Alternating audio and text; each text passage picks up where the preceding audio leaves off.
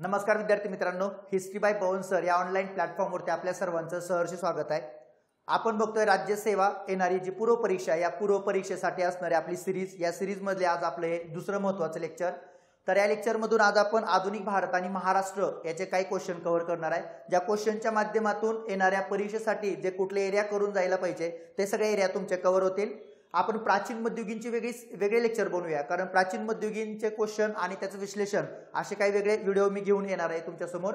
तर त्या व्हिडिओच्या माध्यमातून प्राचीन मध्ययुगीनचा जो पार्ट आहे तो कव्हर करूया आणि या सिरीज मधून आधुनिक भारत आणि महाराष्ट्र या अशा गोष्टी कव्हर करूया, जे की गेल्या वर्षी राज्यसेवा पूर्व परीक्षेला प्राचीन मध्ययुगीन हे खूप कमी विचारलेलं, एकच क्वेश्चन विचारला होता। समजा त्यांचा भर आधुनिक भारत आणि महाराष्ट्रावर जर असेल आणि जर राहिला यावेळेस, तर त्या बऱ्याचशा गोष्टी मग आपल्या इथून काय होतील, कव्हर होतील। आणि प्राचीन मध्ययुगीनसाठी मग वेगळे लेक्चर बनवूया, ज्याच्या माध्यमातून तुमचं प्राचीन मध्ययुगीन काय होईल, कव्हर होईल। ठीक आहे, तर एक रिव्हिजनची जोड देता यावी या लेक्चरचा, यासाठी तुम्हाला खूप मोठा काय होणार आहे, फायदा होणार आहे। तुम्ही सर्व अभ्यास केलेला आहे, तुम्ही सगळं वाचलेलं आहे, पण त्या गोष्टीला रिकॉल जे होणं आहे की जे रिकॉल व्हायला पाहिजे किंवा ते अपेक्षित आहे, तर या लेक्चर सिरीज मधून तुम्हाला त्याचा निश्चितच काय होईल, फायदा होईल। त्यासोबत मी तुम्हाला काय आधुनिकचे आणि महाराष्ट्राचे काही टॉपिक पण सांगणार आहे। हे टॉपिक पण व्यवस्थित करा, जिथं परीक्षेला प्रश्न येण्याची शक्यता जास्त असणार आहे। ठीक आहे, तर आपण बघूया राज्यसेवा पूर्व परीक्षेसाठी अतिसंभाव्य प्रश्न विश्लेषण, ज्या विश्लेषणाच्या माध्यमातून तुमचे ते टॉपिक काय होतील, कव्हर होतील। तर आपला पहिला प्रश्न आहे, खालील दिलेले वर्णन काँग्रेसच्या कोणत्या अधिवेशनाचे आहे। तर गेल्या वर्षी राज्यसेवा पूर्वला काँग्रेसच्या अधिवेशनावर प्रश्न आलेला, पण सगळ्यात महत्त्वाचं अधिवेशन नव्हतं विचारलं, तर आयोगाला तिथं आता इंटरेस्ट राहिला नाही असं कदाचित वाटतं। सगळ्यात महत्त्वाचं काँग्रेसची स्थापना कशी झाली याच्यावर प्रश्न होता, पण एकाच पर्यायामध्ये दोन ऑप्शन होते, म्हणून तो क्वेश्चन आयोगाने कॅन्सल केला होता। पण काँग्रेसचे अधिवेशन आणि काँग्रेसची स्थापना हा एक महत्त्वाचा एरिया, जिथं परीक्षेला प्रश्न विचारला जाऊ शकतो, लक्षात ठेवा। म्हणून हा प्रश्न दिलाय की खालील दिलेलं वर्णन काँग्रेसच्या कोणत्या अधिवेशनासंदर्भात आहे, तर तुम्हाला अधिवेशन ओळखायचं आहे। तर त्यातलं पहिलं वाक्य, इंडियन असोसिएशन ही संघटना काँग्रेसमध्ये विलीन करण्यात आली। ठीक आहे, दुसरं वाक्य, लॉर्ड डफरीननं काँग्रेसच्या नेत्यांना गार्डन पार्टी दिली। आणि तिसरं, काँग्रेसने एक राजकीय व्यासपीठ म्हणून कार्य करावं असा निर्णय इथं घेण्यात आला।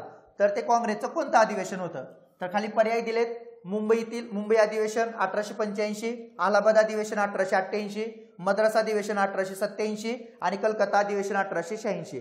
तर ह्या प्रश्नाचं उत्तर 4 नंबर येतं, कलकत्ता अधिवेशन 1886। तर 1886 ला जे कलकत्ता अधिवेशन झालं होतं, तर या 1886च्या कलकत्ता अधिवेशनाचे अध्यक्ष कोण होते, तर दादाबाई नौरोजी होते। तर दादाबाई नौरोजी हे काँग्रेसचे अध्यक्ष होते आणि दादाबाई नौरोजी अध्यक्ष होणारे पहिले कुठले व्यक्ती आहेत, पारशी व्यक्ती आहेत। ठीक आहे, त्यामुळे दादाबाई नौरोजी अध्यक्ष असणाऱ्या अधिवेशनामध्ये असा ठराव मांडण्यात आला होता, काँग्रेस एक राजकीय व्यासपीठ म्हणून काम करेल इथून पुढे। तर राजकीय व्यासपीठ म्हणून काँग्रेसनं कार्य करावं असा महत्त्वाचा ठराव या अधिवेशनामध्ये होता। त्याच्यानंतर डफरीननं या ठिकाणी आपल्या लोकांना काय दिलेली, गार्डन पार्टी दिलेली, लक्षात ठेवा। इतकं प्रेम, इतका स्नेह आपल्या लोकांबद्दल त्याच्या मनामध्ये काय झाला होता, निर्माण झाला होता। त्यामुळे दुसऱ्याच भेटीमध्ये त्यानं पार्टी देऊन टाकलेली। आणि त्याच्यानंतर सगळ्यात महत्त्वाचं, इथं इंडियन असोसिएशन ही जी संघटना आहे, तर इंडियन असोसिएशन ही संघटना काँग्रेसमध्ये विलीन करण्यात आली होती, कारण इंडियन नॅशनल काँग्रेसमध्ये दुसऱ्या अधिवेशनामध्ये संघटना विलीन करण्यात आली। त्याचे अध्यक्ष कोण होते, दादाबाई नौरोजी होते। म्हणजे काँग्रेसचं असं कोणतं अधिवेशन होतं ज्या अधिवेशनामध्ये आंतरराष्ट्रीय स्तरावर काम करणारी संघटना काँग्रेसमध्ये विलीन झाली, तर ते होतं दुसरं अधिवेशन, त्याचे अध्यक्ष होते दादाबाई नौरोजी, लक्षात ठेवा, हे महत्त्वाचं आहे। आणि परीक्षेला इथं प्रश्न आलेले आहेत पहिले। ठीक आहे, त्यामुळे अशा पद्धतीनं दुसऱ्या अधिवेशनामध्ये या सगळ्या गोष्टी झाल्या होत्या।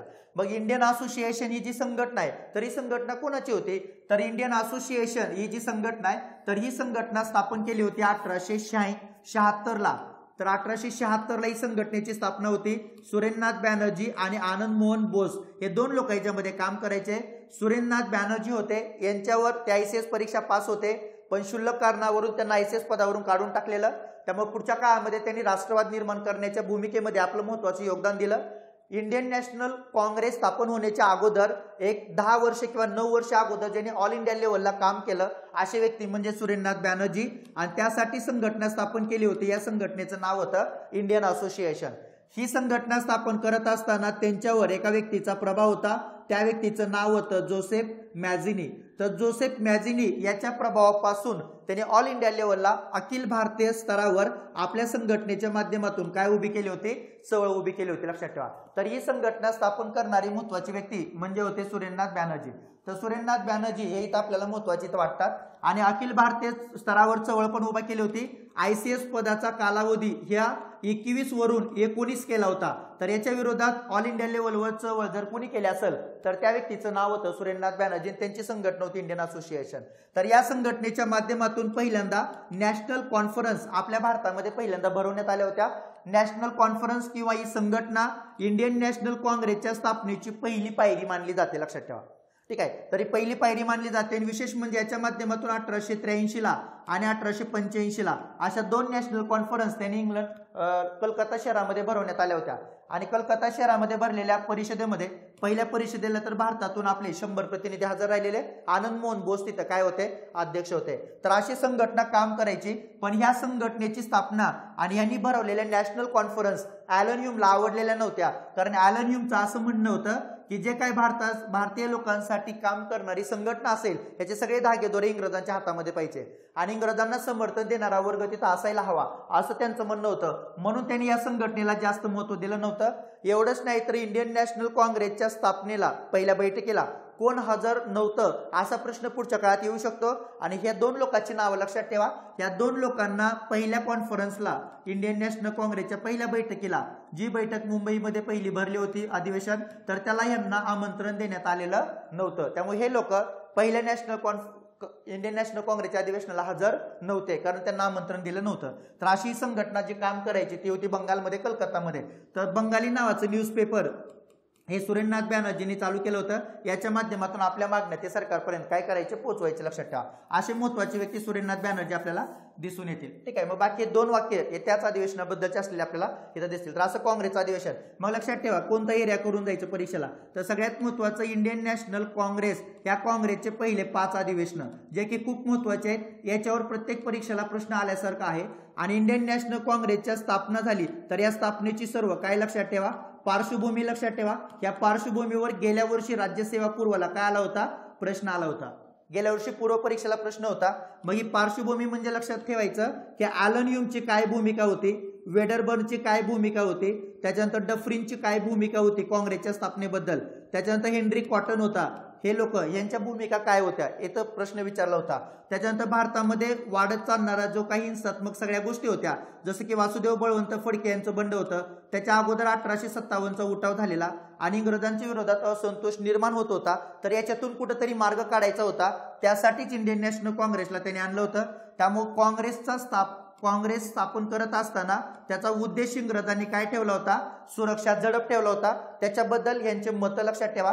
आणि काँग्रेसला भारतीय लोकांना कशा पद्धतीनं वापरून घ्यायचं होतं त्या संदर्भात जे काही भारतीय लोकांचे मतं होते ते पण लक्षात ठेवा.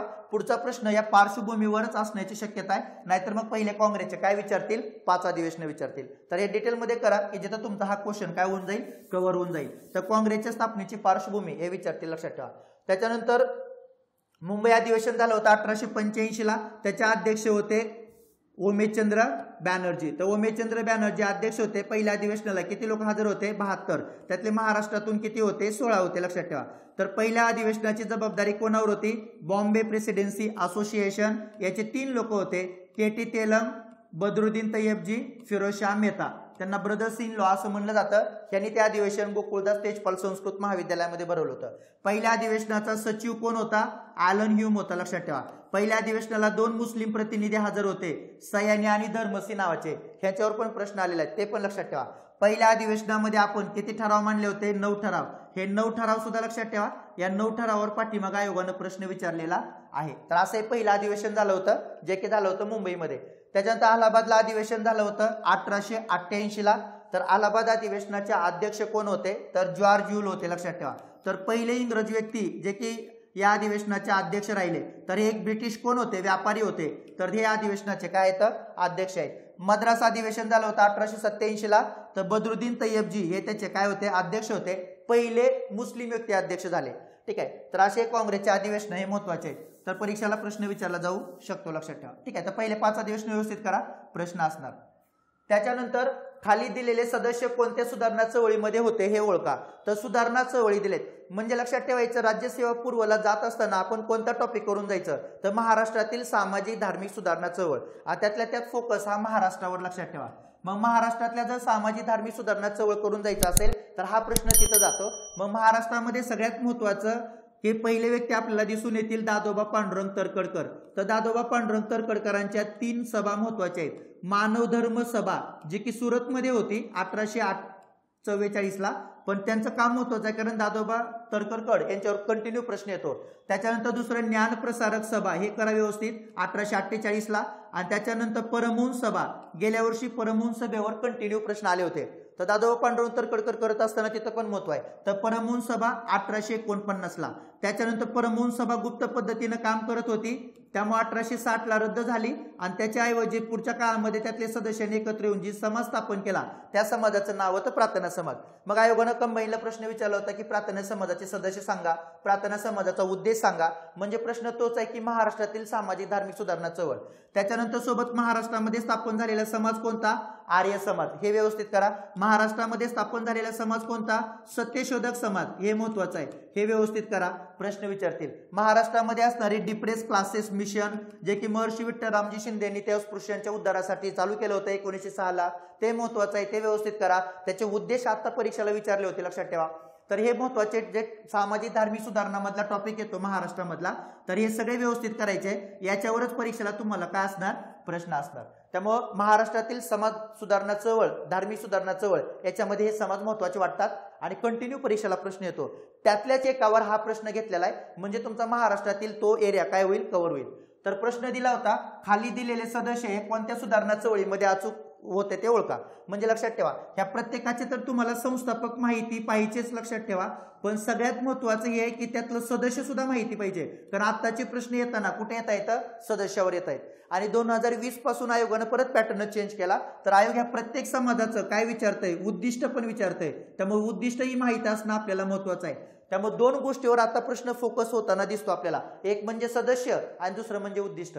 प्रत्येक समाजाचं, प्रत्येक संस्थेचं, प्रत्येक संघटनेचं, ती संघटना, ती संस्था का स्थापन झाली, त्याचं उद्दिष्ट काय होतं, तर ह्या गोष्टी माहीत असणं अपेक्षित आहे. पुढच्या काळामध्ये पण प्रश्न ह्या 2 मुद्द्याला समोर ठेवून काय करतील, विचारतील, लक्षात ठेवा. ठीक आहे, मग इथं तो प्रश्न विचारलाय की सदस्य सांगा. तर खाली दिलेले सदस्य कोणत्या सुधारणा चळवळीमध्ये होते ते ओळखा. ठीक आहे, आता बघा, विश्वनाथ मंडलिक, डॉक्टर भाऊदाजी लाड, गोविंद मडगावकर आणि न्यायमूर्ती रानडे हे सदस्य कोणत्या समाजामधले आहेत, ज्ञानप्रसारक सभा, मानवधर्म सभा, परमहंस सभा, डेक्कन असोसिएशन. ठीक आहे, तर सगळ्यात महत्वाचं हे लोक होते ज्ञानप्रसारक सभेमधले. तर ज्ञानप्रसारक सभा ही दादोबा पांडुरंग तरखडकरांनी 1848ला कुठं स्थापन केली होती, मुंबईमध्ये. ठीक आहे, तर मुंबईमध्ये स्थापन केलेली सभा. तर या सभेचे सगळ्यात महत्वाचं अध्यक्ष हे कोण होते, दादोबा पांडुरंग तरखडकर होते, लक्षात ठेवा. त्याच्यानंतर या सभेचे सेक्रेटरी कोण होते, तर या सभेचे सेक्रेटरी होते मामा परमानंद किंवा सचिव होते मामा परमानंद, हे नाव नीट लक्षात ठेवा. त्याच्यानंतर ज्ञानप्रसारक सभेला विकसित करणारे कोण होते, तर विकसित करणारे होते भाऊदाजी लाड. तर भाऊदाजी लाड हे महत्वाची व्यक्ती आहे, त्यांनी या सभेला काय केलं होतं, विकसित केलं होतं, लक्षात ठेवा. तर भाऊदाजी लाड हे या सभेचे महत्वाचे काय होते, एक सदस्य सुद्धा होते. ठीक आहे, विकसित करणारे भाऊदाजी लाड आहेत. त्याच्यानंतर ज्ञानप्रसारक सभेसमोर संशोधनात्मक लेख कोणी वाचले होते, तर संशोधनात्मक लेख आणि संशोधनात्मक निबंध वाचण्याचं काम केलं होतं न्यायमूर्ती रानडेंनी केलं होतं. तरी ज्ञानप्रसारक सभा महत्वाची 1848ची. ठीक आहे, तर मुंबईमध्ये ही सभा काय करायचे, काम करायचे. तर ज्ञानप्रसारक सभेच्या माध्यमातून दादोबा पांडुरंग तरखडकरांनी हे कार्य केलेलं मुंबई प्रांतामध्ये. सोबत सुरतमध्ये काम करत असताना त्यांची मानवधर्म सभा होती 1844ला. तर सुरतमध्ये असताना शिक्षक म्हणून तिथं काम करत असताना सामाजिक धार्मिक सुधारणेसाठी त्यांनी ती सभा स्थापन केलेली. तर मानवधर्म सभेचे कार्यवाहक कोण होते, तर मानवधर्म सभेचे कार्यवाहक होते दुर्गाराम मच्छाराम नावाची व्यक्ती. तर हे नाव लक्षात ठेवा, इथं पुढच्या काळामध्ये प्रश्न असणार. तर दुर्गाराम मच्छाराम हे मानवधर्म सभेचे काय आहेत, कार्यवाहक आहेत. आणि अध्यक्ष होते दादोबा पांडुरंग तरखडकर. तर अशा पद्धतीनं मानव धर्म सभा काय करायचे, काम करायचे.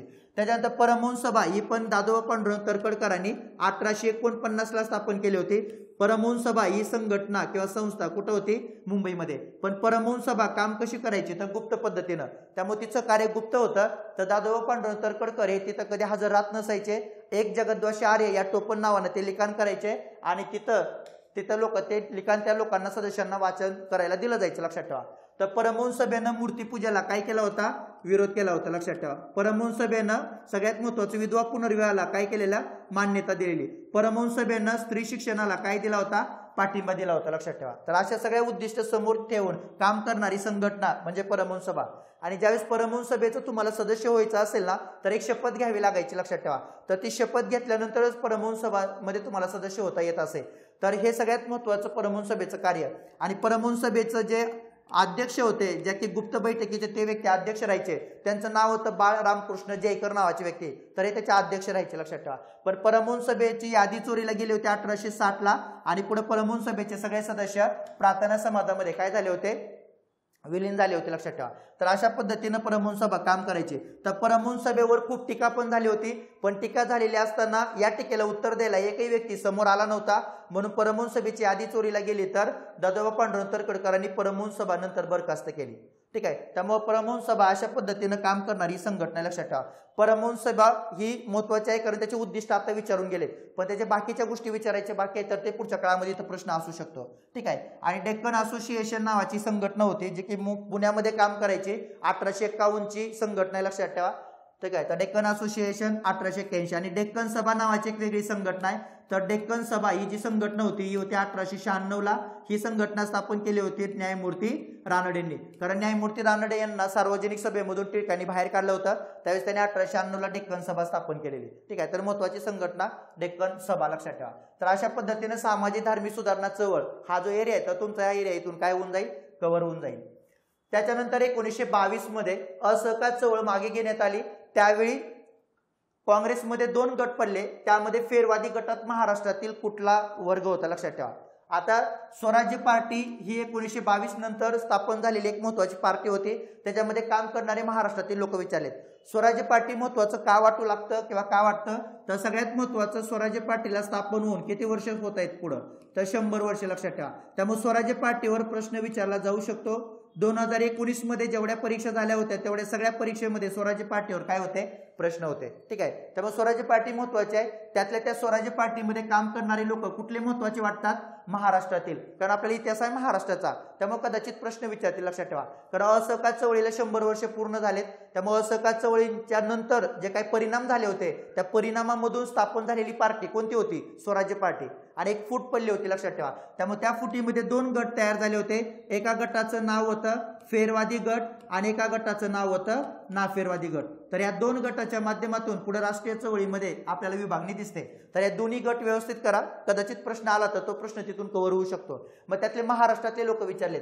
तर नचिकेळकर, भुलाबाई देसाई, पुरुषोत्तम दास आणि जाफरलालजी हे 4ही लोक हे स्वराज्य पार्टीमध्ये महाराष्ट्रातून काय झाले होते, फेरवादी गटामध्ये सहभागी झाले होते, लक्षात ठेवा. हे 4ही लोक उत्तर आहे त्याचं. त्यामुळे अबकड हे 4ही लोक आपल्याला सांगता येतील. मग स्वराज्य पार्टी सगळ्यात महत्वाचं आहे. तर स्वराज्य पार्टीची स्थापना झाली होती 1 जानेवारी 1923 ला, लक्षात ठेवा. तर 1 जानेवारी 1923 ला अलाहाबादमध्ये स्वराज्य पार्टीची स्थापना करण्यात आली होती. काँग्रेस खिलाफत स्वराज्य पार्टी असं या स्वराज्य पार्टीचं नाव होतं. स्वराज्य पार्टीचे अध्यक्ष म्हणून ज्यांनी काम केलं ते व्यक्ती होते CR दास. त्या CR दास यांना आपण देशबंधू या टोपण नावाने ओळखतो. त्याचे सचिव होते मोतीलाल नेहरू, जे की सचिव म्हणून काम करायचे. राष्ट्रीय संघटक म्हणून CR दास यांच्याकडे खूप महत्वाचं योगदान आहे. त्याच्यानंतर स्वराज्य पार्टीचं सगळ्यात महत्वाचं उद्दिष्ट होतं की भारताला वसाहतीचं स्वराज्य काय करणं, मिळवून देणं. त्यामुळे वसाहतीचं स्वराज्य मिळवून देण्यासाठी स्वराज्य पार्टी काय करत होती, काम करत होती. स्वराज्य पार्टीने 1924 मध्ये झालेल्या निवडणुकीमध्ये त्यांना चांगल्या जागा भेटल्या. जवळपास त्यांना 48 जागा भेटल्या होत्या. त्यामुळे त्यांनी सरकारवर दबाव आणला होता आणि सरकारला सांगितलं होतं की तुम्ही काय करा, की 1919चा कायदा जास्त काही महत्वाचा ठरला नाही, तर त्याचं मूल्यमापन करण्यासाठी तुम्ही कमिशन नेमा. म्हणून गव्हर्नमेंटनं 1924ला ते कमिशन आणलं होतं. या कमिशनचं नाव काय होतं? मुडीमन कमिशन नाव होतं, लक्षात ठेवा.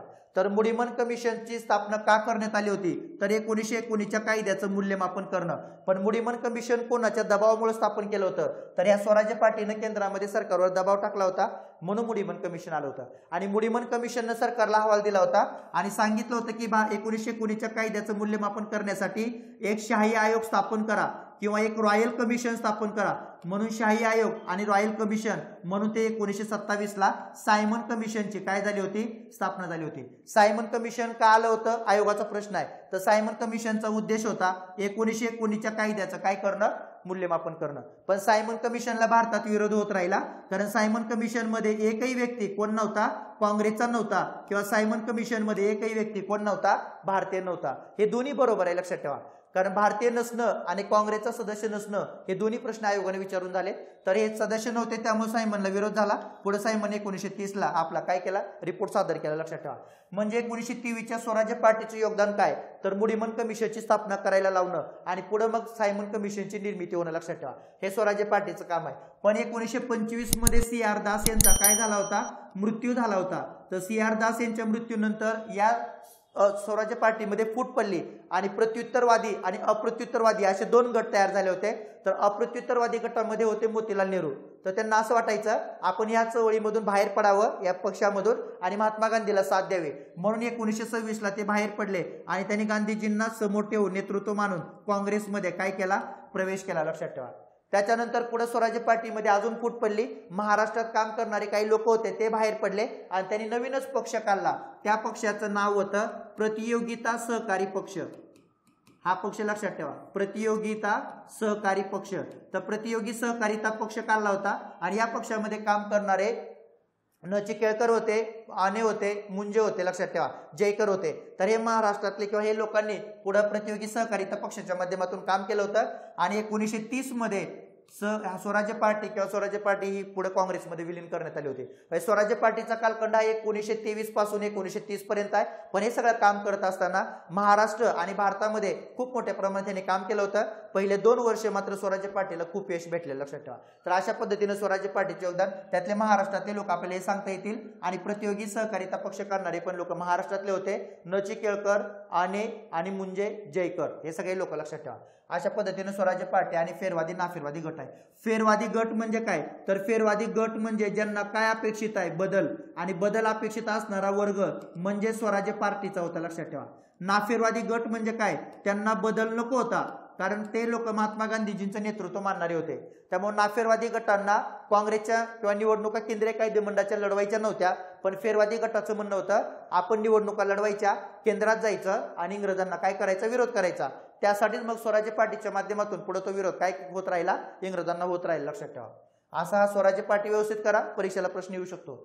त्याच्यानंतर विजोड व्यक्ती ओळखा. मध्यंतरीच्या काळामध्ये 18-19ला अशा टाईपचे काही प्रश्न यायचे, लक्षात ठेवा. विजोड व्यक्ती ओळखा. बऱ्याचशा मुलांना आता कंबाईनला सुद्धा परीक्षेला प्रश्न विचारल्यानंतर त्याच्या जोड्या लावताना गडबड झाली होती, कारण कशा जोड्या लावायच्या ते समजलं नव्हतं. पण समजा असा जर एखादा क्वेश्चन आला विजोड व्यक्ती ओळखा, तर ह्याचा संदर्भ कसा लक्षात ठेवायचा?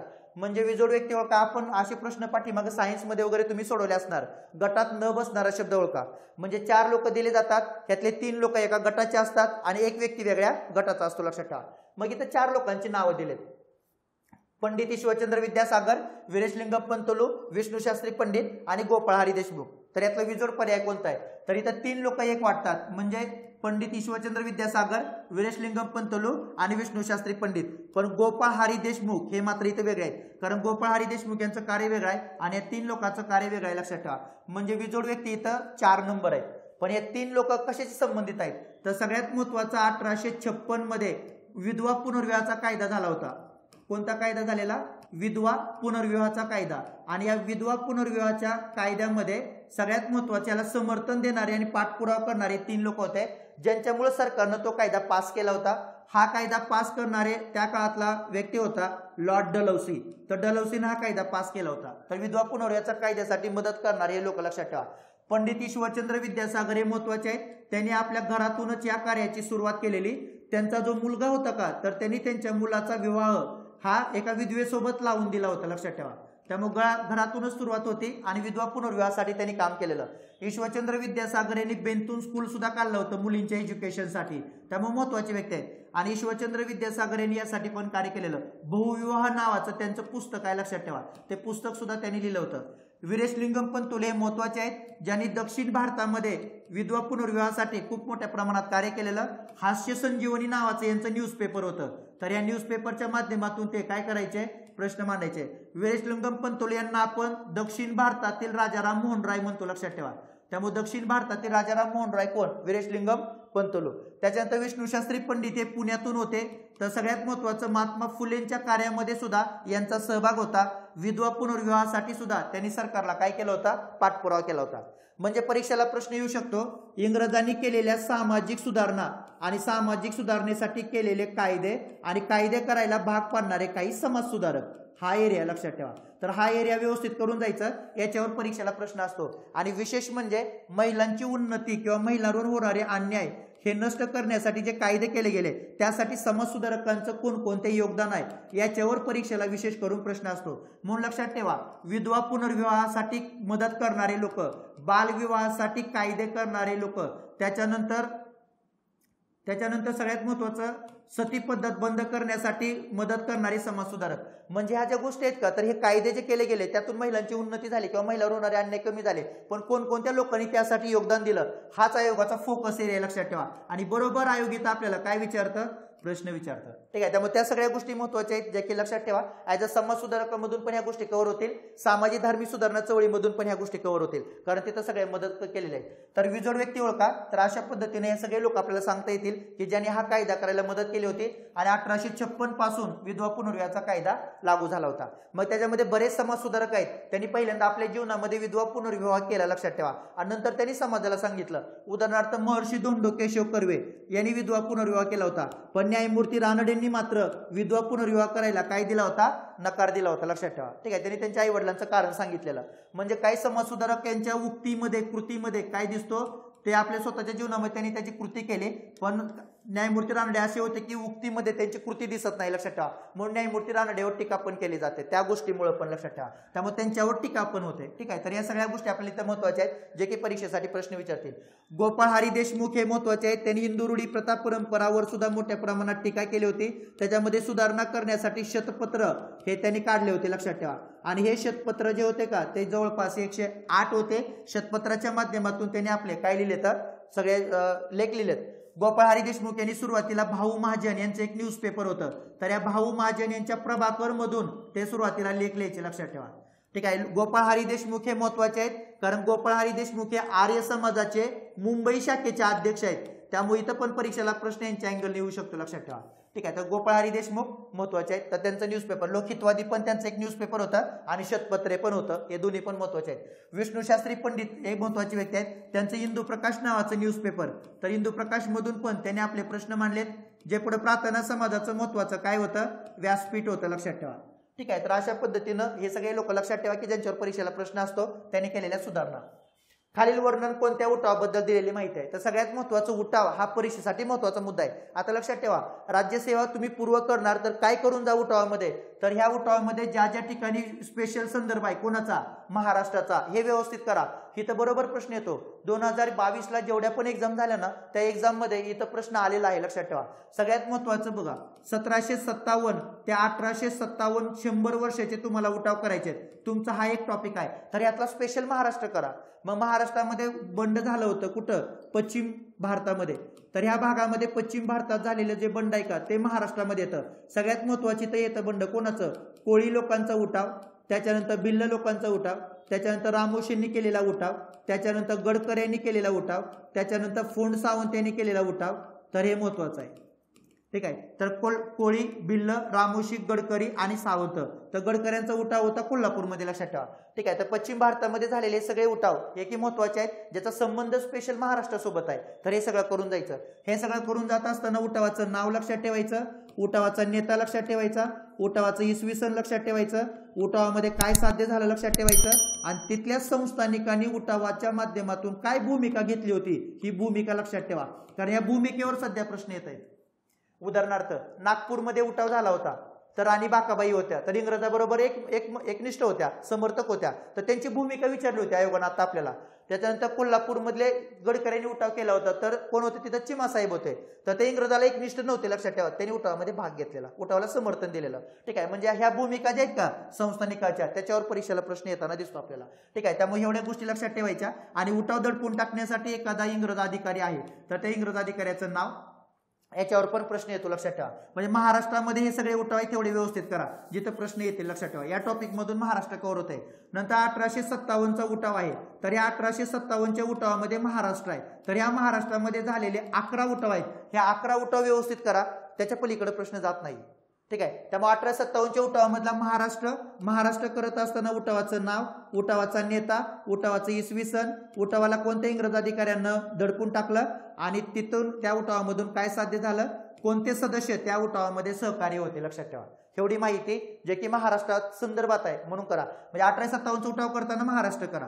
आणि 1857चा उठाव झाल्यानंतर पुढे बंड झालं होतं कोणतं? शेतकरी उठाव. तर शेतकरी उठावामधले महाराष्ट्रामधले उठाव करा. तर सगळ्यात महाराष्ट्रातला महत्वाचा उठाव कोणता होता?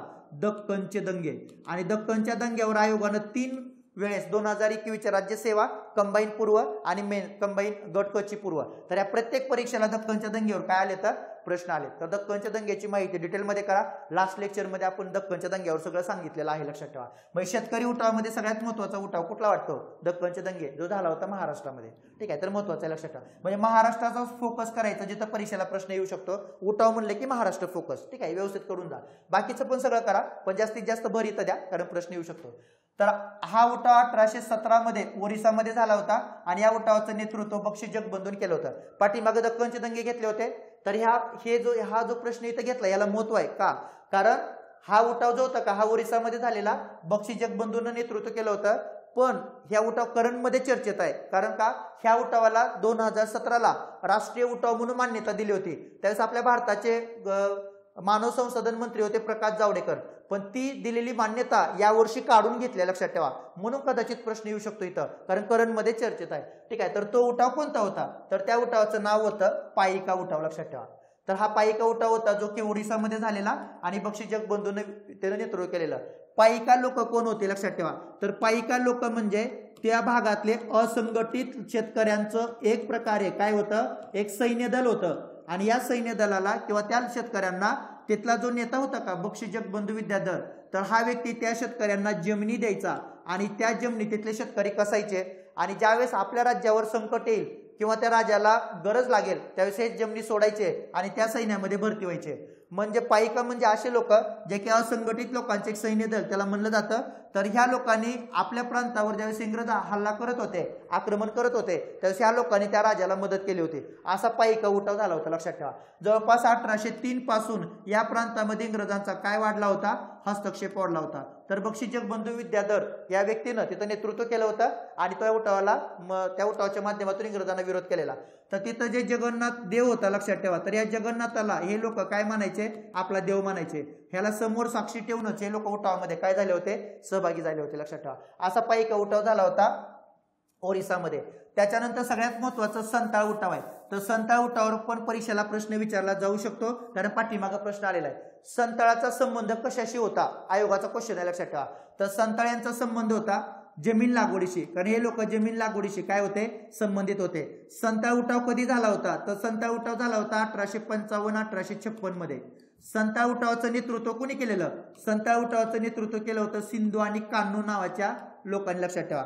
ह्यांचा हा उठाव कुठं झालेला? हा उठाव झाला होता पश्चिम बंगालमध्ये असणाऱ्या राजमहल या जिल्ह्यामध्ये. तर या उठावातली मागणी काय होती? तर या उठावाची मागणी होती आमचा स्वतंत्र प्रांत करा आणि तुम्ही या भागातून निघून जा. तर आमचा स्वतंत्र प्रांत असावा अशी डिमांड होती आणि ही डिमांड इंग्रजांनी मान्य केली होती. त्या प्रांताला काय नाव दिलं होतं? तर त्या प्रांताला नाव दिलं होतं संताळ परगणा. तर संताळ परगणा हे लक्षात ठेवा, हे त्या प्रांताचं नाव होतं. इंग्रजांनी त्यांच्या हातातील प्रांत पहिल्यांदा तिथं स्वतंत्र केला होता आणि हा उठाव झाला होता तिथं राजमहल, लक्षात ठेवा. म्हणजे बिहार पासून पश्चिम बंगालपर्यंतचा जो पट्टा आहे का, या पट्ट्यामध्ये यांचा उठाव होता. तर असा हा महत्वाचा उठाव आपल्याला सांगता येतो, संताळ उठाव, जे की तिथला महत्वाचा उठाव आहे. आणि याच्यामधून त्यांची डिमांड मान्य झाली होती, त्यांचा प्रांत भेटले, लक्षात ठेवा. त्याच्यानंतर ओहम सरदारांचं बंड किंवा ओहम उठाव झाला होता. तर ओहम उठाव हा महत्वाचा आहे, जो की उठाव झाला होता आसाममध्ये. त्या भागामध्ये एका व्यक्तीने नेतृत्व केलं होतं. त्या व्यक्तीचं नाव होतं गोमंदर कुवर नावाचा व्यक्ती. तर त्यानं ओम सरदारांना सोबत घेतला होता आणि आपल्या प्रदेशामध्ये जो इंग्रजांचा हस्तक्षेप वाढत होता का त्याच्या विरोधात त्यांनी उठाव केलेला. तर नेतृत्व परीक्षेला विचारलं जाऊ शकतं. तर तिथे इंग्रजांचं एक ठाणं होतं रंगपूर नावाचं, तर याच्यावर इंग्रजांनी ह्या लोकांनी काय केला होता, हल्ला केला होता. पुढं गोमंदर कुवर बरोबर इंग्रजांनी तह केला आणि हा उठाव काय केला, शांत केला. तर ओम सरदारांचं बंड झालं होतं आसाममध्ये. गोमंदर कुवर हा नेतृत्व करणारा व्यक्ती. आणि संन्याशी उठाव महत्वाचा आहे. संन्याशी उठाव झाला होता 1770 ते 1780च्या काळामध्ये. तर संन्याशी लोक हे पहिले लोक आहेत, लक्षात ठेवा, त्यांनी उठाव केलेला. आता बघा, आपल्याला राज्यसेवेला एक प्रश्न होता की भारतामध्ये पहिल्यांदा नागरी उठाव कुठल्या भागात झाले. तर भारतामध्ये नागरी उठाव पहिल्यांदा त्या भागात झाले, त्या भागाची नाव आहेत बंगाल आणि बिहार.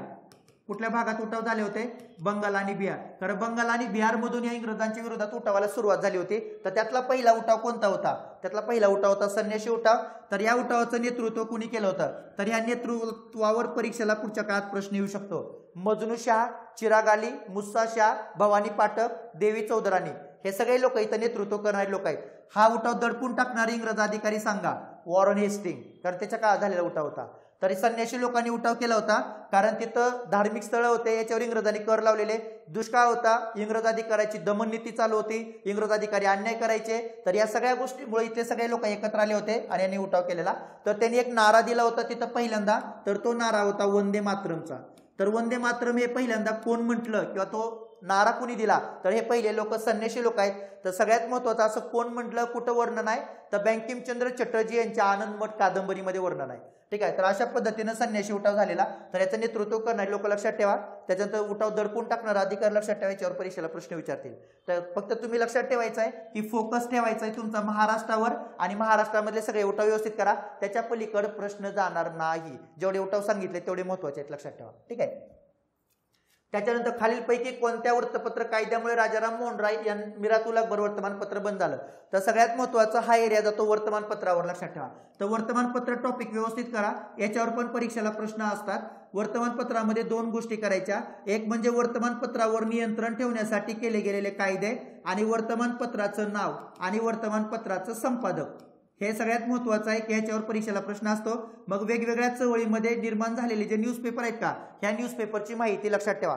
त्यात पण फोकस करा महाराष्ट्राशी संबंधित असणाऱ्या लोकांसोबत किंवा त्या चळवळीसोबत जिथं परीक्षेला प्रश्न विचारला जाऊ शकतो. ठीक आहे. जसं की राष्ट्रीय चळवळीमधले न्यूजपेपर वेगळे आहेत, तर ते लक्षात ठेवा. मग त्याच्यामध्ये महाराष्ट्रामध्ये राष्ट्रीय चळवळीत काम करणाऱ्या नेतृत्वानं कुठलं न्यूजपेपर काढलं तिथं प्रश्न विचारतील. ठीक आहे. त्याच्यानंतर सगळ्यात महत्वाचं ब्राह्मणेतर चळवळीतले न्यूजपेपर आहेत, ते लक्षात ठेवा. संयुक्त महाराष्ट्राच्या चळवळीमधले न्यूजपेपर आहेत, ते लक्षात ठेवा. कामगार चळवळीमधले न्यूजपेपर आहेत, ते लक्षात ठेवा. क्रांतिकार्यामधले न्यूजपेपर आहेत, ते लक्षात ठेवा. म्हणजे असे वेगवेगळे न्यूजपेपर वेगवेगळ्या क्षेत्रातले, पण फोकस महाराष्ट्र हे केलं तरी इथला प्रश्न सुटू शकतो. त्यामुळे नाव आणि संपादक असे सगळेच न्यूजपेपर व्यवस्थित केले तरी पण प्रश्न तुमचा त्याच्या पलीकडे जाणार नाही प्रश्न, पण सोबत महाराष्ट्र महत्वाचा आहे. आणि कायदे पण महत्वाचे आहेत. कोणकोणते कायदे केले होते, तर त्या कायद्यानं कोणत्या न्यूजपेपरवर काय झाली, कारवाई झाली, अशा टाईपचा हा प्रश्न आहे, लक्षात ठेवा. त्यामुळे कायदे आणि कारवाई होणारे न्यूजपेपर हे पण लक्षात ठेवले तर असा एखादा प्रश्न आला तर तो प्रश्न कव्हर होतो. ठीक आहे. मग खालीलपैकी कोणता वर्तमानपत्र कायदा आहे ज्यामुळे राजाराम मोहन रायचं वर्तमानपत्र बंद झालं होतं, तर सगळ्यात महत्वाचं मिरातुल अकबर हे वर्तमानपत्रावर प्रश्न आहे. म्हणजे लक्षात ठेवा, राजाराम मोहन राय यांनी 2 न्यूजपेपर चालू केले होते. ते 2 न्यूजपेपर कोणते होते, तर पहिलं न्यूजपेपर होता 1821 ला. त्या न्यूजपेपरचं नाव होतं संवाद कैमुदी. ठीक आहे. हे न्यूजपेपर महत्वाचं आहे. तर संवाद कैमुदी हे न्यूजपेपर. आणि 1822 ला दुसरं न्यूजपेपर होतं जे की मिरातुल अखबार नावानं ते न्यूजपेपर राजाराम मोहन रायनी काढलेलं. तर मिरातुल अखबार हे न्यूजपेपर जे होतं का, तर हे न्यूजपेपर होतं कुठल्या भाषेमध्ये, पर्शियन भाषेमध्ये होतं. आणि जे पहिलं होतं संवाद कैमुदी हे होतं बंगाली भाषेमध्ये. त्यामुळे राजाराम मोहन रायनी 2च भाषेत न्यूजपेपर काढले, एक बंगाली आणि एक पर्शियन, तिसरी भाषा नाही. आयोग आपल्याला तिसरी भाषा मुद्दाम ऍड करून देतं. प्रश्न असतो राजाराम मोहन रायनी बंगाली, पर्शियन आणि संस्कृतमध्ये, हिंदीमध्ये, इंग्रजीमध्ये न्यूजपेपर काढले, पण त्यांचे 2च भाषेत न्यूजपेपर होते. तिसरी कुठली भाषा त्यांचे न्यूजपेपर नव्हतं, लक्षात ठेवा. आणि 1822 जे मिरातुल अकबर होतं का, हे वर्तमानपत्र कोणत्या कायद्यानं बंद झालं, तर त्यासाठी परवाना कायदा, वृत्तपत्र पूर्व तपासणी कायदा, फर्नॅक्युलर प्रेस ऍक्ट, पंजीकरण कायदा. तर याचं प्रश्नाचं उत्तर आहे परवाना कायदा, लक्षात ठेवा. कुठला कायदा, परवाना कायदा. तर परवाना कायदा झाला होता 1823 ला. आणि परवाना कायदा कुणी केला होता, तर त्यावेळेस हंगामी गव्हर्नर होता, त्या व्यक्तीचं नाव होतं जॉन ऍडम्स. तर जॉन ऍडम्सनं परवाना कायदा केलेला. परीक्षेला प्रश्न येणार, परवाना कायद्यानं राजाराम मोहन राय यांचं मिरातुल अकबर वर्तमानपत्र बंद झालं, हे वर्तमानपत्र चालू करण्यासाठी राजाराम मोहन रायांनी भारतातल्या ब्रिटिश सरकारला अर्ज केला। त्या अर्जावर खालीलपैकी कोणत्या व्यक्तीच्या काय होत्या, सह्या होत्या? तर ह्या प्रश्नाचं उत्तर तुम्ही मला कमेंट बॉक्समध्ये द्यायचं आहे, लक्षात ठेवा। तुम्ही कमेंट बॉक्समध्ये उत्तर द्या की जॉन ॲडम्सने केलेला परवाना कायदा, ह्या परवाना कायद्यानं वर्तमानपत्र बंद झालं, राजाराम मोहन रायांनी सरकारला अर्ज केला, त्या अर्जावर कोणकोणत्या लोकांनी सिग्नेचर केला, आयोगाचा प्रश्न असणार। ठीक आहे, हा तुमच्यासाठी गृहपाठ, मला तुम्ही कमेंट बॉक्समध्ये याचं उत्तर द्या। तर जॉन ॲडम्सचा जो कायदा होता, तर या कायद्याचं प्रारूप कुणी तयार केलं होतं? तर या कायद्याचं प्रारूप तयार केलं होतं थॉमस मनरोनं। थॉमस मनरो मद्रास प्रांताचा त्या काळातला काय होता, गव्हर्नर होता, आणि याच्या प्रारूपावर आधारितच परवाना कायदा आलेला। तर परवाना कायदा म्हणजे काय? जर न्यूजपेपर काढायचा असेल तर तुमच्याकडे परमिशन लागेल। ठीक आहे, परमिशन असल्याशिवाय न्यूजपेपर काढता येणार नाही। ही परमिशन फक्त भारतीय भाषा आणि भारतीय व्यक्तीसाठीच होती, लक्षात ठेवा। भेदभाव निर्माण करणारा पण हा कायदा होता। आणि मनरो हा वर्तमानपत्राला स्वातंत्र्य नको या मताचा होता, लक्षात ठेवा। तर वर्तमानपत्राला त्याला स्वातंत्र्य द्यायचं नव्हतं, त्यामुळे त्याला दडपशाही आणायची होती, आणि ह्याच्याच बेसवर मग जॉन ॲडम्सनं हा परवाना कायदा केलेला। आणि परवाना कायद्यानं कारवाई झाली होती कोणावर? तर राजाराम मोहन राय यांच्या मिरात उल अकबर न्यूजपेपरवर, लक्षात ठेवा। त्याच्यानंतर वर्तमानपत्र पूर्व तपासणी कायदा कधीचा होता? तर हा वर्तमानपत्र पूर्व तपासणी कायदा होता 1799चा। तर हा कायदा केला होता 1799ला। तो कायदा कुणी केला होता? तर लॉर्ड वेलेस्लीने केला होता, लक्षात ठेवा। लॉर्ड वेलेस्लीच्या काळातला कायदा आहे। ह्याचा सिंपल अर्थ होता, वर्तमानपत्र जर तुम्हाला काढायचं असेल तर त्यातलं लिखाण तुम्ही सरकारला पहिल्यांदा पूर्व तपासणी करण्यासाठी पाठवा। ठीक आहे, तर हा कायदा महत्वाचा आहे। तर परीक्षेला प्रश्न विचारला जाऊ शकतो, वर्तमानपत्र पूर्व तपासणी कायद्यानं खालीलपैकी कोणत्या व्यक्तीवर कारवाई झाली होती आणि त्या व्यक्तीला भारतातून हद्दपार केलं होतं, लक्षात ठेवा। तर वर्तमानपत्राचं नाव होतं बंगाल हुरकारू नावाचं न्यूजपेपर।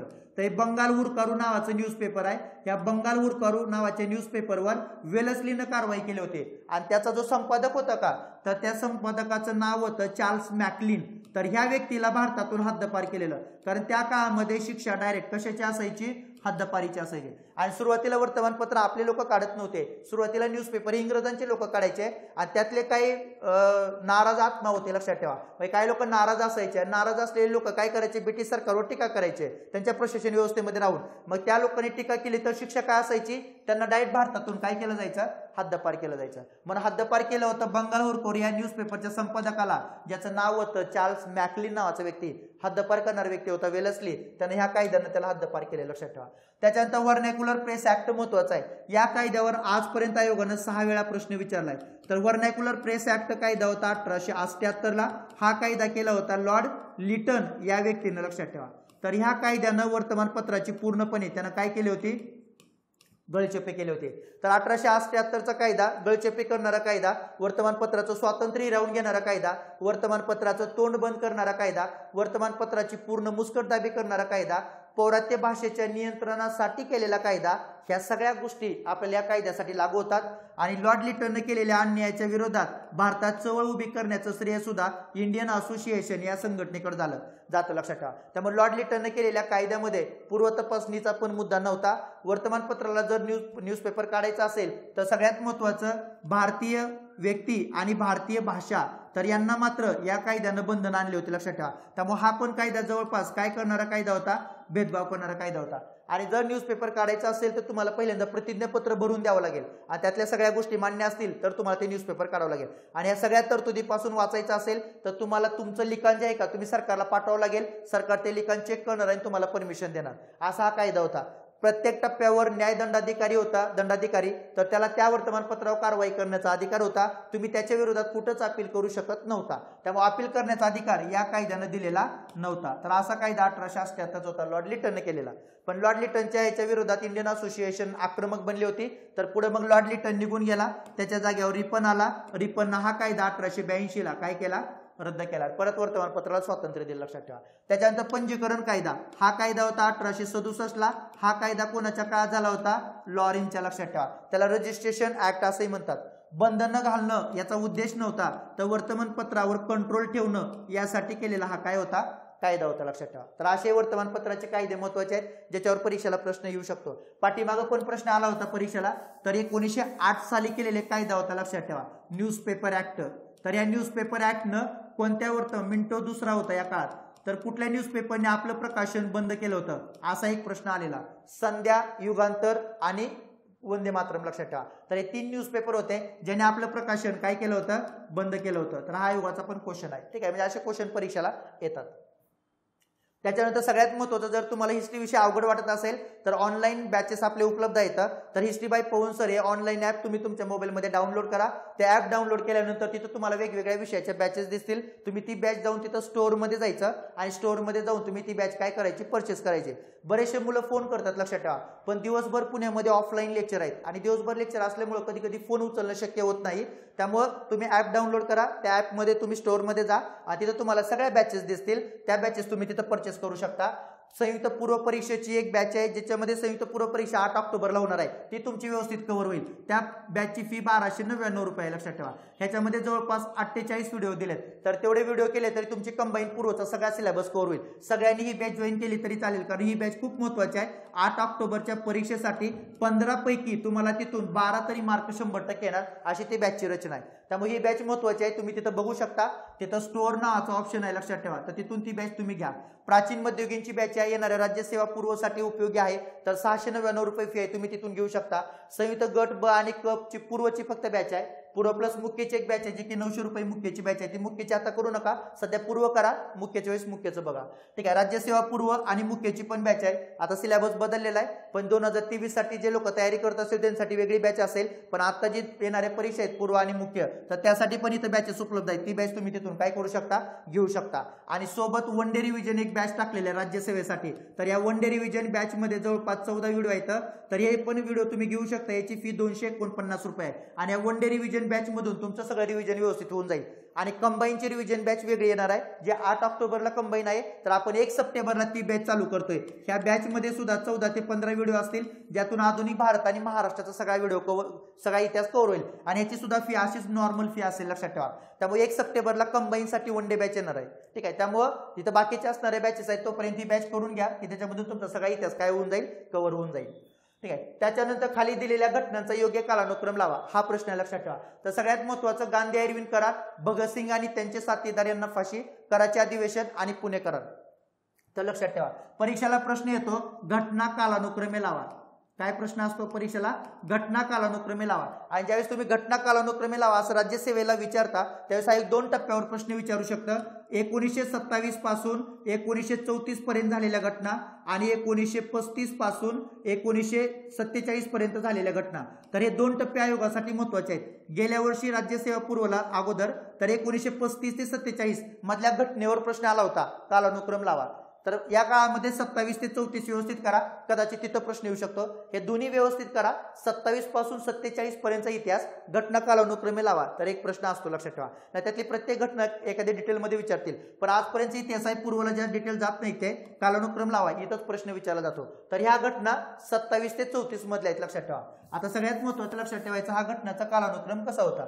तर गांधी आयर्विन करार झाला होता. कधी झाला होता, तर 5 मार्च 1931 ला गांधी आयर्विन करार झालेला. भगतसिंग आणि त्यांचे साथीदार यांना फाशी झाली होती 23 मार्च 1931 ला. ठीक आहे, त्याच्यानंतर कराची अधिवेशन झालं होतं 29 मार्च 1931 ला.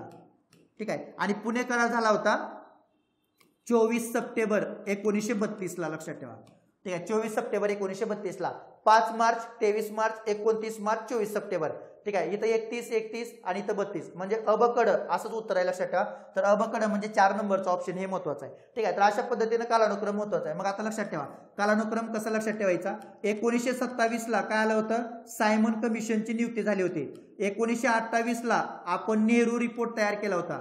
त्याच्यानंतर 1928 ला जिनाने आपल्या 14 मागण्या मागितलेल्या. त्याच्यानंतर 1929 ला आपलं लाहोर अधिवेशन झालेलं, जे की लाहोर अधिवेशन महत्वाचं आहे. त्याच्यानंतर 1930 ला महात्मा गांधीजींनी सविनय कायदेभंगाची चळवळ चालू केलेली. त्याच्यानंतर 1930-31 ला पहिली गोलमेज परिषद झाली होती इंग्लंडला. त्याच्यानंतर 5 मार्च 1931 ला गांधी आयर्विन करार झाला होता आणि गांधी आयर्विन करारानं महात्मा गांधी सेकंड राऊंड टेबलला गेले होते. मग त्याच्यानंतर 23 मार्च 1931 ला भगतसिंग आणि त्यांच्या साथीदारांना काय झाली होती, फाशी झाली होती. 29 मार्च 1931 ला काय झालं होतं, तर कराची अधिवेशन झालं होतं. वल्लभभाई पटेल इथं अध्यक्ष होते. त्याच्यानंतर पुढच्या काळामध्ये सप्टेंबर ते डिसेंबर 1931 ला दुसरी गोलमेज परिषद झाली होती. महात्मा गांधी सोबत सरोजिनी नायडू एकमेव महिला व्यक्ती तिथं हजर राहिल्या होत्या. त्याच्यानंतर पुढं 16 ऑगस्ट 1932ला जातीय निवाडा आला होता आणि 24 सप्टेंबर 1932ला पुणे करार झाला होता आणि 1932ला तिसरी गोलमेज परिषद झाली पुढं. त्याच्यानंतर 1933ला श्वेतपत्रिका काढण्यात आली होती. 1934ला गव्हर्नमेंटनं त्याच्यावर विधेयक आणलं होतं आणि 1935ला भारत सरकारचा कायदा झाला होता. लक्षात ठेवा, भारत शासनाचा कायदा. म्हणजे 27 पासून 33 पर्यंत किंवा 32 पर्यंत श्वेतपत्रिकेपर्यंत या सगळ्या घटना कालानुक्रमे लक्षात ठेवा. याच्यावर परीक्षेला एक प्रश्न असतो, तर एक प्रश्न परीक्षेला विचारला जातो. लक्षात ठेवा, ठीक आहे. त्याच्यानंतर पुढं खालील विधाने कोणत्या व्यक्तीबद्दल आहेत ते ओळखा. तर हा प्रश्न जातो क्रांतिकार्याबद्दल. आता लक्षात ठेवा, टॉपिक करत असताना काय करायचं, टॉपिक करत असताना क्रांतिकारक कार्य हे महत्वाचं आहे आणि त्यातल्या त्यात महत्वाचं फोकस कुठं करा, महाराष्ट्र.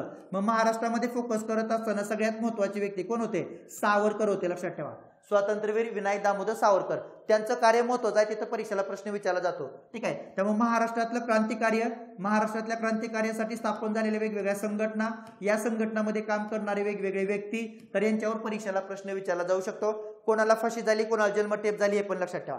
ठीक आहे. तर परीक्षेला अशा टाईपचे प्रश्न येतात. तर हा प्रश्न दिलाय महाराष्ट्राशी संबंधित असणाऱ्या एका व्यक्तीबद्दल, त्यांचं नाव होतं वासुदेव बळवंत फडके. पाठीमागच्या लेक्चरमध्ये आपण 2-3 लेक्चर झालेत पाठीमागे, त्याच्यामध्ये वासुदेव बळवंत फडके यांच्याबद्दल खूप डिटेल माहिती दिली. लक्षात ठेवा. तर तो प्रश्न त्यांच्याबद्दल आहे. तर त्यांनी पुणा नेटिव्ह इन्स्टिट्यूशन ही संस्था सुरू केली. ठीक आहे. तलवार, दांडपट्टा, भाला चालवण्याचं प्रशिक्षण त्यांना लहुजी वस्ता साळवे यांनी दिलं.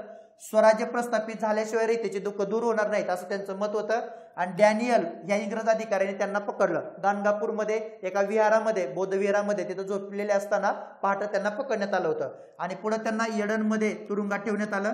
तिथंच त्यांचा काय झाला होता, मृत्यू झाला होता. तर असे व्यक्ती कोण होते, तर हे वाक्य दिलेत, वाक्यावरून व्यक्ती ओळखायचा आहे. ज्यावेळेस असा प्रश्न असतो त्यावेळेस सगळ्यात सोपं, कारण तो प्रश्न लगेच सोडवता येतो. तर ते व्यक्ती होते वासुदेव बळवंत फडके. लक्षात ठेवा. तर वासुदेव बळवंत फडके महत्वाचे आहेत. ठीक आहे. त्यांच्याबद्दलचा प्रश्न आहे. आणि वासुदेव बळवंत फडके यांचा जन्म झाला होता कुठं, तर सगळ्यात महत्वाचं शिरडोन जे की आहे तिथं त्यांचा जन्म झालेला. कर्नाळा किल्ल्याची यांच्याकडे काय होती, किल्लेदारी होती. लक्षात ठेवा. इंग्रजी शिक्षण घेतल्यामुळं ते इंग्रजांच्या दरबारात नोकरीला होते, पण आई आजारी असल्यामुळं त्यांना भेटायला परमिशन दिली नव्हती. त्यामुळे आईचा मृत्यू झालेला. त्यामुळे आईच्या मृत्यूनंतर त्याने आपली नोकरी सोडून दिलेली आणि पुढच्या काळामध्ये त्याने काय केलं होतं, इंग्रजांच्या विरोधात काम केलं.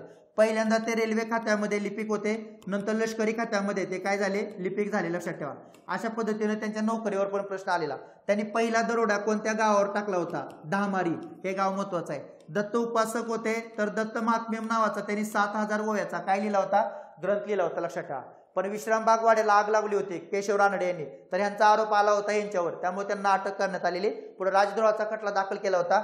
ह्यांचं वकीलपत्र पुण्याच्या न्यायालयामध्ये ग.वा. जोशींनी घेतलं होतं आणि उच्च न्यायालयामध्ये महादेव आपटे यांनी त्यांचं वकीलपत्र घेतलेलं. तर 2 लोक महत्वाचे आहेत. लक्षात ठेवा. आणि पहिला दरोडा धामारी गावावर, यांच्यावर प्रभाव कोणाचा होता, तर न्यायमूर्ती रानडे यांनी दिलेल्या व्याख्यानाचा यांच्यावर काय होता, प्रभाव होता.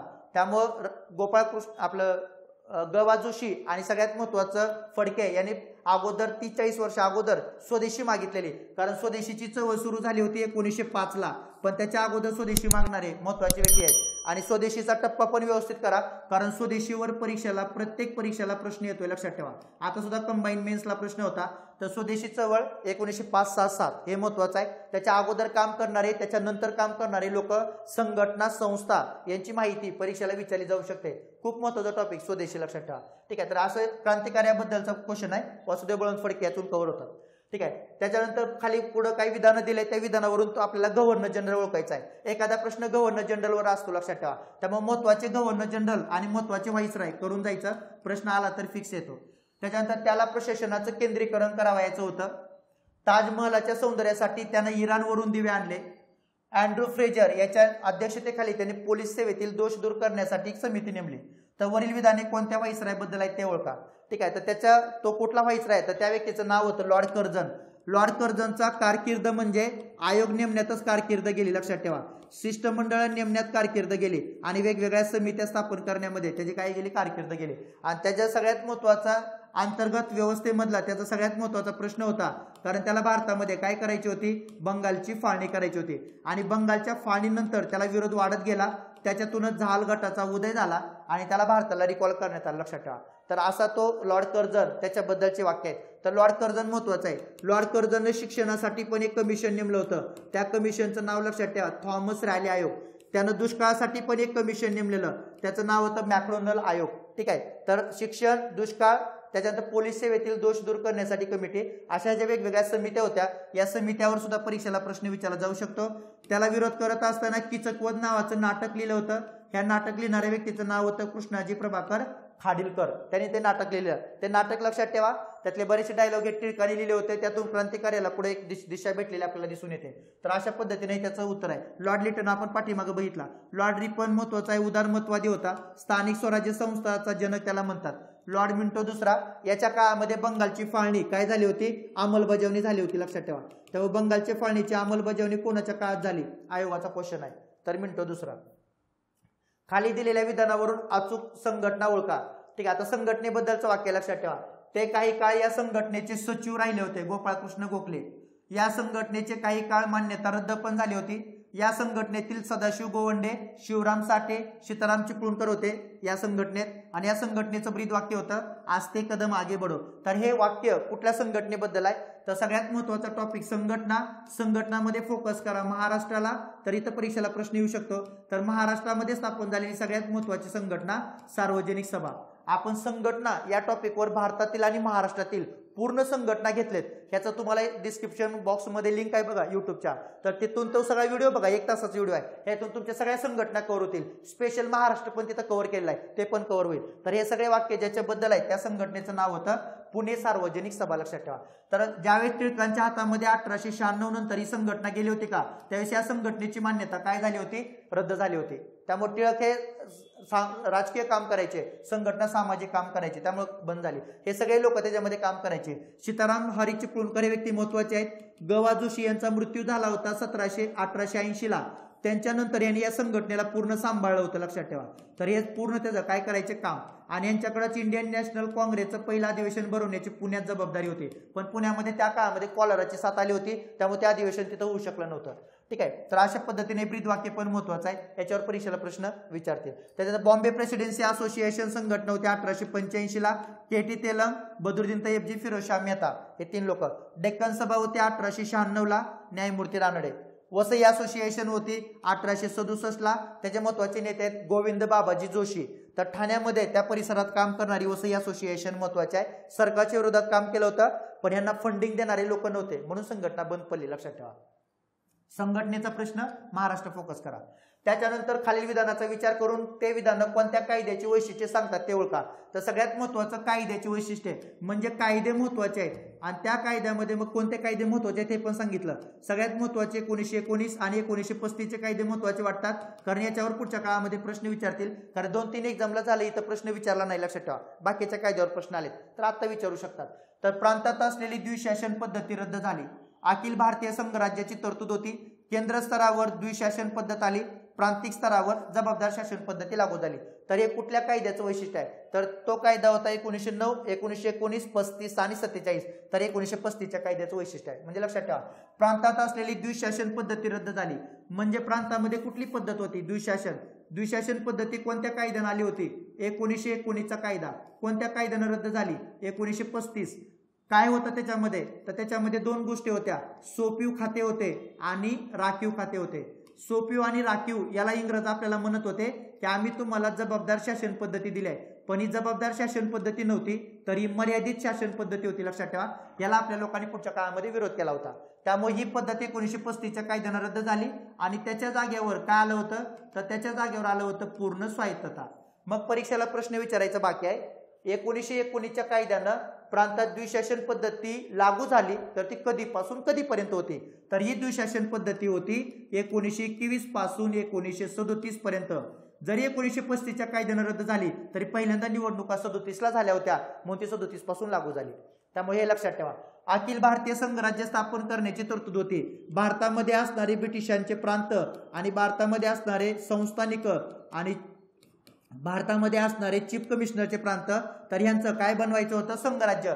तर हे संघराज्य बनवत असताना त्या संघराज्याला विरोध झाला होता. संस्थानिकाची भूमिका यायची होती. लक्षात ठेवा. त्यामुळे संघराज्य स्थापन करणं हे उद्दिष्ट होतं, पण संघराज्य अस्तित्वात आलं नव्हतं. पण ते त्या कायद्याचं वैशिष्ट्य आहे, हे महत्वाचं आहे. केंद्र स्तरावर द्विशासन पद्धती. केंद्र स्तरावर द्विशासन पद्धती म्हणजे काय, तर केंद्रामध्ये या 1935च्या कायद्यानं सोपीव खाते आणि राखीव खाते तयार करण्यात आले होते. पण ह्या गोष्टीवर काय होती, टीका होती. कारण टीका कोणी केली होती, सायमन कमिशन. तरी पण ही व्यवस्था केंद्रामध्ये सरकारनं लागू केली होती, ते त्याचं वैशिष्ट्य लक्षात ठेवा. आणि प्रांतिक स्तरावर जबाबदार शासन म्हणजे प्रांतिक स्तरावर काय लागू केली होती, पूर्ण स्वायत्तता. तर पूर्ण स्वायत्तता कधीपासून कधीपर्यंत होती, 1937 ते 1939. कारण 1937ला लागू झाली, 1939ला रद्द झाली. कारण 11 प्रांतातल्या 8 मंत्रिमंडळांनी आपल्या पदाचे काय दिले होते, राजीनामे. त्यामुळे ती 1939ला रद्द झाली. म्हणजे जबाबदार शासन पद्धती प्रांतात दिली का, तर दिली. तर तो कायदा कोणता महत्वाचा, 1935चा कायदा. पाठीमागच्या लेक्चरमध्ये 1935, 47, 90 डिटेलमध्ये सांगितलंय, ते तिथून बघा, तिथून सगळं ते कव्हर होईल. त्याच्यानंतर महात्मा फुले यांच्या बाबतीत कोणते विधान अयोग्य आहे. शेतकऱ्याचा आसूड या ग्रंथात त्यांनी हंटर कमिशनवर टीका केली. हिथंच पहिलं विधान चुकीचं आहे, लक्षात ठेवा. कारण शेतकऱ्याचा आसूड हा तो ग्रंथ नव्हता, तर तो ग्रंथ होता सार्वजनिक सत्यधर्म. तर सार्वजनिक सत्यधर्म या ग्रंथामध्ये त्याने हंटर कमिशनवर टीका केलेली आहे. त्याच्या दुसरं, ताराबाई शिंदे यांनी लिहिलेल्या स्त्री पुरुष तुलना, हा लक्षात ठेवा. स्त्री पुरुष तुलना ग्रंथ ताराबाई शिंदे यांचा आहे. येतात त्यांनी मांडलेल्या विचारांना महात्मा फुलेंनी पाठिंबा दिला होता. ताराबाई शिंदे यांचे वडील होते का, तर ते वडील महात्मा फुले यांचे सहकारी होते. त्यामुळे ताराबाई शिंदे यांनी लिहिलेल्या सगळ्या गोष्टीला किंवा त्या विचारांना मान्यता त्यांनी दिलेली होती, लक्षात ठेवा. जुन्नर आणि नगर या भागामध्ये खतपोडीचं बंड झालं होतं, त्याचं नेतृत्व महात्मा फुलेंनी केलेलं. 1875ला बंड झालं होतं. आणि लॉर्ड रिपनला मानपत्र देऊन खर्च करू नका असं महात्मा फुले म्हणले होते. त्याला कर्ज देऊन पैसा काय वाया घालवता, तर दुष्काळ पडलेल्या लोकांना तो पैसा द्या असं त्यांचं म्हणणं होतं. तर मानपत्र देऊ नका. तर पहिलं विधान आपल्याला इथं काय वाटतं, चुकीचं वाटतं. कारण सार्वजनिक सत्यधर्म या पुस्तकात त्यांनी हंटर कमिशनवर टीका केली आहे. तर सगळ्यात महत्वाचं मग हंटर कमिशन, तर तो एरिया जातो कुठं, शिक्षणामध्ये, लक्षात ठेवा. तर हंटर कमिशन 1882ला नेमलं होतं. यांचा उद्देश काय होता, प्राथमिक आणि माध्यमिक शिक्षणाचा काय करणं, विचार करणं. आणि सगळ्यात महत्वाचं, हंटर कमिशन समोर साक्ष देणारी लोक. परीक्षेला आताच प्रश्न आला होता गट बला. हंटर कमिशनला साक्ष देणारे लोक कोण होते, तर हंटर कमिशनला साक्ष देणारे लोक होते सगळ्यात महत्वाचं महात्मा फुले. 12 वर्षाखालील शिक्षण मोफत आणि सक्तीचं करा म्हणले होते. पंडित रमाबाई महिलांना एज्युकेशनची व्यवस्था करा असं म्हणले होत्या. सर सय्यद अहमद खान मुस्लिमांना इंग्रजी शिक्षण द्या असं म्हणले होते. वामन आपटे साक्ष दिली होती. सीताराम हरी चिपळूणकर साक्ष दिली, लक्षात ठेवा. माम कुंटे यांनी साक्ष दिलेली. हंटर कमिशनवर कुणी साक्ष दिल्या, ह्या 6 लोकांची नावं महत्वाची आहेत. यांच्यावर पुढच्या काळामध्ये परीक्षेला काय असणार, प्रश्न असणार. हे 6च्या 6 नावं लक्षात ठेवा, जे की तुम्हाला कुठे भेटणार नाहीत, लक्षात ठेवा. हंटर कमिशन महत्वाचं आहे, प्रश्न आला होता. हंटर कमिशननं न्यू इंग्लिश स्कूल बद्दल एक वाक्य म्हणलं होतं, याच्या तोडीची दुसरी शाळा भारतात नाही, लक्षात ठेवा. तो प्रश्न परत रिपीट होऊ शकतो, कोण म्हणलं होतं, ठीक आहे. तर हंटर कमिशन महत्वाचं आहे. आणि शिक्षण हा टॉपिक तर खूप महत्वाचा आहे. 2022ला झालेल्या सगळ्या परीक्षेला शिक्षण टॉपिकवर प्रश्न आहे, लक्षात ठेवा, ठीक आहे. त्याच्यानंतर अयोग्य जोडी ओळखा. अयोग्य म्हणजे चुकीची जोडी ओळखा. नेपियन्स कोकणात रयतवारी पद्धत लागू झाली. डेव्हिड रिकार्डो खंड सिद्धांताचा जनक. जेम्स मिल रयतवारी पद्धतीचा पुरस्कर्ता. एल्फिस्टन मौजवारी पद्धत. टॉपिक कोणता कव्हर झाला पाहिजे तुमच्याकडून, जमीन महसूल सुधारणा. आणि त्यातल्या त्यात फोकस कुठं असला पाहिजे, महाराष्ट्रावर, लक्षात ठेवा. तर जमीन महसूला संदर्भाचा टॉपिक आहे. नेपियन्सनं कोकणात रयतवारी पद्धत लागू केली होती. डेव्हिड रिकार्डोचा खंड सिद्धांत होता, त्याच्या शिष्यानं तो प्रिंगेल होता त्याचा शिष्य. तर या शिष्यानं तो सिद्धांत कुठं लागू केला होता, इंदापूरमध्ये प्रायोगिक स्तरावर लागू केलेला. त्यानं 2 तालुके 2 भाग निवडले होते. एक होता पाबळ आणि एक होता इंदापूर. पण पाबळला नाही लागू केला, तर इंदापूरला लागू केला. जेम्स मिल रयतवारी पद्धतीचा पुरस्कर्ता, चूक लक्षात ठेवा. तर हा पुरस्कर्ता होता खंड सिद्धांताचा. त्यामुळे रयतवारी पद्धतीचा हा पुरस्कर्ता नव्हता. रयतवारी पद्धतीचा पुरस्कर्ता थॉमस माल्थस नावाचा व्यक्ती आहे. तर त्यानं रयतवारी पद्धतीला पाठिंबा दिला होता. एल्फिस्टन मौजवारी पद्धत त्याला योग्य वाटली होती, बरोबर. कारण मौजवारी पद्धतच लावायची होती. पण त्या काळामध्ये रयतवारी पद्धत मद्रासमध्ये चालू होती, म्हणून मुंबईमध्ये त्यांनी रयतवारी पद्धत लावली, ठीक आहे. मग एल्फिस्टनची सगळी सिस्टीम लक्षात ठेवा, कारण इथं परीक्षेला प्रश्न येऊ शकतो. कारण याचा संबंध कोणासोबत आहे, महाराष्ट्रासोबत, ठीक आहे. मग सगळ्यात महत्वाचं मग हे लक्षात ठेवा की इंदापूरमध्ये जरी तो खंड सिद्धांत लागू केला असला, तर त्याचे परिणाम पुढच्या काळात काय झाले याच्यावर पुढचा आयोगाचा काय असणार, प्रश्न असणार. तर त्याची माहिती आपण जमीन महसूल व्यवस्थाचा एक टॉपिक आहे, ते बघा. त्यात युट्यूबचाच व्हिडिओ येतो, त्याच्यामध्ये सगळ्यात तुम्हाला ही जमीन महसूल महाराष्ट्रातली कव्हर केली आहे, ठीक आहे. त्याच्यानंतर टिंबटिंबे यांच्या अध्यक्षतेखाली सरकारनं पहिल्या फॅक्टरी आयोगाची नियुक्ती केली. तर दिनशा पेटीट, मोरारजी गोकुळदास, सोराबजी शापूरजी आणि आबुटनाट. तर आबुटनाट हे महत्वाचे व्यक्ती आहेत. तर यांच्या अध्यक्षतेखाली पहिलं फॅक्टरी कमिशन नेमलं होतं आणि त्यांच्याच अध्यक्षतेखाली नेमलेल्या कमिशनने शिफारशी देऊन पहिला फॅक्टरी कायदा काय झालेला, लागू झालेला. तर पहिला फॅक्टरी कायदा 1882ला रिपनच्या काळामध्ये काय झाला होता, लागू झाला होता, लक्षात ठेवा. तर हे महत्वाचे आहे. त्यामुळे प्रश्न तुमचा कुठे जातो, कामगार चळवळ. कामगार चळवळ करत असताना दोन गोष्टी व्यवस्थित करा. एक म्हणजे कामगारांसाठी गिरण्यांसाठी आलेले वेगवेगळे फॅक्टरी ऍक्ट, जे की 4 फॅक्टरी ऍक्ट आहेत. पहिला 1882, त्याच्यानंतर 1891, त्याच्यानंतर 1911 आणि त्याच्यानंतर 1948. या प्रत्येकामधल्या तुम्हाला काय विचारल्या जाऊ शकतील तरतुदी, आणि प्रत्येक कायदा तयार करत असताना एक कमिशन होतं. या कमिशननं दिलेल्या शिफारशीवरच तो कायदा आला होता. तर ते कमिशन पण इथं महत्वाचं आहे. आणि दुसरं, कामगार संघटना लक्षात ठेवा. कामगारांच्या ते व्यक्ती लक्षात ठेवा. तिथं प्रश्न येतो संघटना आणि व्यक्ती. तर पाठीमागं प्रश्न आलेत, पुढच्या काळामध्ये पण संघटना आणि व्यक्तीवर प्रश्न येऊ शकतील. तर हे दोन गोष्टी तुम्हाला कामगार संघटनेमध्ये कराव्या लागतील. त्याच्यानंतर आणि गेल्या वर्षी प्रश्न आला होता सोराबजी शापूरजी बंगाली, लक्षात ठेवा. तर सगळ्यात महत्वाचे असे पहिले व्यक्ती होते ज्यांनी कामगार संघटना स्थापन करण्याच्या दिशेनं पहिलं पाऊल टाकलेलं. आणि हेच पहिले व्यक्ती होते ज्यांनी कामगारांच्या कामाचे तास फिक्स करावे म्हणून पहिल्यांदा विधेयक मांडलेलं. तर या दोन गोष्टीसाठी महत्वाचे आहेत. यांच्यावर प्रश्न एक आलेला आहे. हा प्रश्न पुढच्या काळामध्ये येऊ शकतो, लक्षात ठेवा. पहिल्यांदा विधेयक मांडणारे कोण होते? सोराबजी, एस बंगाली म्हणतात त्यांना, सोराबजी शापूरजी बंगाली. युगांतर आणि बंगाली साप्ताहिकात 1906च्या अंकात क्रांतिकारकासाठी तपशीलवार कार्यक्रम सुचविला, तोच महाराष्ट्र आणि पंजाबमध्ये राबवण्यात आला. ते व्यक्ती कोण होते? बारिंद्र घोष, अरविंद घोष, रासबिहारी घोष, विनायक दामोदर सावरकर. तर ते सगळ्यात महत्वाचे व्यक्ती होते बारिंद्र घोष. तर बारिंद्र घोष यांनी युगांतरमध्ये तो कार्यक्रम दिलेला. आणि या कार्यक्रम पत्रिकेमधून सगळ्यात महत्वाचं भवानी मंदिर पुस्तिका होती. आणि या भवानी मंदिर पुस्तिकामध्ये तरुण मुलांनी क्रांतिकार्य करायचं म्हणजे नेमकं काय करायचं, तर या सगळ्या गोष्टीचा तिथं त्यांनी विचार मांडलेला. आणि त्या विचारामधूनच पुढच्या काळामध्ये काय झालेलं, तर क्रांतिकारी सुरू झालेलं, लक्षात ठेवा. महाराष्ट्राशी संबंधित असणारे महत्वाचे व्यक्ती विनायक दामोदर सावरकर. त्यांचं महाराष्ट्रातील सगळं क्रांतिकारी, लक्षात ठेवा. त्यांच्यावरच परीक्षेला प्रश्न विचारला जाऊ शकतो. त्याच्यानंतर कुठल्या व्यक्तीनं कोणत्या व्यक्तीला खून केला किंवा हत्या केली, तर हे पण महत्वाचं आहे. जोड्या लावाला असा प्रश्न पाठीमागे आला होता. तसे पण प्रश्न इथं पुढच्या काळामध्ये येऊ शकतील. महाराष्ट्र प्लस भारत दोन्ही पण करा, कारण प्रश्न विचारला जाऊ शकतो, लक्षात ठेवा. ठीक आहे. तर बारिंद्र घोष महत्वाचे आहे. त्याच्यानंतर आपली वन डे रिव्हिजन बॅच जी राज्यसेवेसाठी आता सांगितलं 249 रुपये फी आहे. टोटल 14 लेक्चर आहेत. हिस्ट्री बाय पवन सर या ऍपवर तुम्हाला ती बॅच स्टोअर मध्ये भेटेल. तुम्ही हे बॅच जॉईन करू शकता. सोबत आपला टेलिग्राम चॅनल आहे, लक्षात ठेवा. टेलिग्राम चॅनलला मी तुम्हाला इथं नोट्स टाकलेत. ह्या नोट्स तुम्ही डाउनलोड करून त्याचे प्रिंट मारा. टेलिग्राम चॅनलचं नाव आहे @history188. आणि इथं गेल्यानंतर नोट्स कुठं शोधायच्या, तर वर तुम्हाला सर्च नावाचा एक ऑप्शन येतोय, लक्षात ठेवा. ह्या सर्च मध्ये टाकायचं रिव्हिजन नोट्स, मराठीमध्ये टाका. आणि रिव्हिजन नोट्स टाकल्यानंतर तुम्हाला सगळ्या रिव्हिजन नोट्स आहे ते मला वाटते बरोबर 35 पेजेस आहेत. ह्या 35 पेजेसच्या तुम्हाला नोट्स टाकलेत रिव्हिजन नोट्स. तर ह्या रिव्हिजन नोट्स ती डाउनलोड करा, प्लस हे व्हिडिओ बघा. व्हिडिओ प्लस नोट्स एवढं केलं तरी तुमचं हिस्ट्रीमध्ये लवकरात लवकर रिकॉल होईल. आणि जर समजा 15 प्रश्न असतील तर 11-12 पर्यंत तुम्ही राज्यसेवा पूर्वला आरामशीर याच्यातून काय करू शकता, जाऊ शकता. ठीक आहे. त्याच्यानंतर अशा पद्धतीने आपला हा व्हिडिओ, या व्हिडिओच्या माध्यमातून 15 प्रश्न कव्हर करण्याचा प्रयत्न केला. असाच पुढचा व्हिडिओ आता आपण पुढच्या आठवड्यामध्ये घेऊन येऊया. प्राचीन मध्ययुगीनचे वेगळे व्हिडिओ बनवतो, कारण त्याच्या माध्यमातून राज्यसेवा पूर्वचा बराचसा भाग काय होईल, कव्हर होईल. ठीक आहे. व्हिडिओ आवडला तर लाईक करा, कमेंट करा आणि तुमच्या सगळ्या मित्रांपर्यंत पाठवा. आणि युट्यूब चॅनलला सबस्क्राईब करायला विसरू नका. सबस्क्राईब करा आणि जर व्हिडिओ आवडला तर कमेंट करा. धन्यवाद.